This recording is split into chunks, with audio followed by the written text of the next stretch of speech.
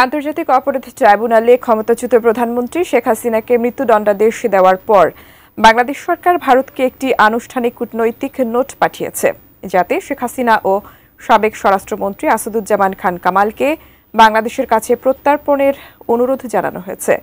হাসিনাকে নিয়ে এই রায়ের পরে ভারতের কাছে বাংলাদেশের চিঠিতে কি বলা হয়েছে, এ নিয়ে বিস্তারিত জানাচ্ছেন লিমা সায়ন্তী। জুলাই আগস্টে সংগঠিত গণহত্যার দায়ে মানবতা বিরোধী অপরাধের মামলায় ক্ষমতাচ্যুত প্রধানমন্ত্রী শেখ হাসিনা ও সাবেক স্বরাষ্ট্রমন্ত্রী আসাদুজ্জামান খান কামালকে মৃত্যুদণ্ড দিয়েছেন আন্তর্জাতিক অপরাধ ট্রাইব্যুনাল। এ রায়ের পর ভারতকে চিঠি দিয়েছে বাংলাদেশ। চিঠিতে ভারতে অবস্থানরত সাবেক প্রধানমন্ত্রী শেখ হাসিনা ও সাবেক স্বরাষ্ট্রমন্ত্রী আসাদুজ্জামান খান কামালকে হস্তান্তর করার জন্য আহ্বান জানিয়েছে বাংলাদেশ।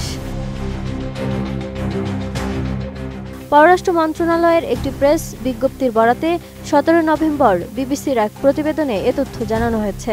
বিজ্ঞপ্তিতে বলা হয়েছে, আন্তর্জাতিক অপরাধ ট্রাইব্যুনালের আজকের রায়ে পলাতক আসামি শেখ হাসিনা ও আসাদুজ্জামান খান কামাল জুলাই হত্যাকাণ্ডের জন্য অপরাধী সাব্যস্ত হয়েছেন এবং দণ্ডপ্রাপ্ত হয়েছেন। মানবতা বিরোধী অপরাধে দণ্ডপ্রাপ্ত এই ব্যক্তিদের দ্বিতীয় কোনো দেশ আশ্রয় দিলে তা হবে অত্যন্ত অবন্ধুসুলভ আচরণ এবং ন্যায় বিচারের প্রতি অবজ্ঞার শামিল। আমি বুঝি নির্মাণের শিল্প, সালাম স্টিল বোঝে ডিউরেবিলিটি। সালাম স্টিল, মোস্ট ডিউরেবল স্টিল। পররাষ্ট্র মন্ত্রণালয় জানিয়েছে, আমরা ভারত সরকারের প্রতি অনতিবিলম্বে দণ্ডপ্রাপ্ত এই দুই ব্যক্তিকে বাংলাদেশ কর্তৃপক্ষের কাছে হস্তান্তরের আহ্বান জানাই। দুই দেশের মধ্যে বিরাজমান প্রত্যর্পণ চুক্তি অনুসারে এটি ভারতের জন্য অবশ্য পালনীয় দায়িত্বও বটে। বিবিসি জানিয়েছে, এর আগে কয়েক দফায় শেখ হাসিনাকে ফেরত পাঠাতে আনুষ্ঠানিক অনুরোধ জানিয়েছে বাংলাদেশ। এজন্য চিঠিও পাঠানো হয়েছে। তবে বাংলাদেশের এসব অনুরোধের কোনো প্রতিক্রিয়া জানায়নি ভারত। এ বিষয়ে সাংবাদিকদের প্রশ্নের জবাবে কয়েকবার পররাষ্ট্র উপদেষ্টা জানিয়েছেন, বাংলাদেশ তাকে ফেরত চেয়ে চিঠি দিয়েছে, তবে ভারতের পক্ষ থেকে কোনো ইতিবাচক উত্তর মেলেনি।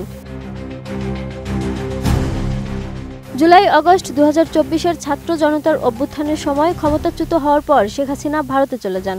তারপর থেকে সেখানেই রয়েছেন তিনি। ইতোমধ্যে বাংলাদেশের অন্তর্বর্তী সরকার শেখ হাসিনাকে ফেরত পাঠানোর জন্য ভারতের কাছে একাধিকবার চিঠি দিয়েছে এবং অনুরোধ জানিয়েছে। ভারত এই অনুরোধগুলির বিষয়ে এখন পর্যন্ত নীরব রয়েছে। এখনও কোনো পদক্ষেপ তারা নেয়নি। তবে বিভিন্ন সংবাদ মাধ্যমের প্রতিবেদনে ইঙ্গিত দেওয়া হয়েছে যে ভারত রাজনৈতিক কারণে তাকে ফেরত না দেওয়ার সিদ্ধান্ত নিতে পারে। ভারতের পররাষ্ট্র মন্ত্রণালয়ের একজন মুখপাত্র এর আগে বলেছিলেন, বাংলাদেশের সাবেক প্রধানমন্ত্রী নিরাপত্তা সংক্রান্ত উদ্বেগের কারণে ভারতে রয়েছেন। যদিও 2013 সালে স্বাক্ষরিত প্রত্যর্পণ চুক্তির অধীনে হাসিনার প্রত্যাবর্তন চাওয়ার অধিকার বাংলাদেশে রয়েছে, তারপরও এই চুক্তিতে ভূ রাজনৈতিক ও কূটনৈতিক প্রভাবগুলো বেশ জটিলভাবেই রয়ে গেছে। Lima Sayanti, desk report, ATN news.